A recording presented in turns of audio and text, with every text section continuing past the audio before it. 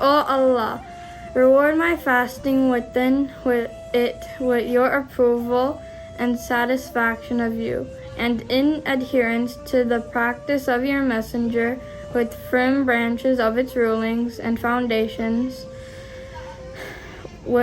by the right of our noble Muhammad and his pure family, and all praise alone belongs to Allah, the Lord of all worlds. Amin.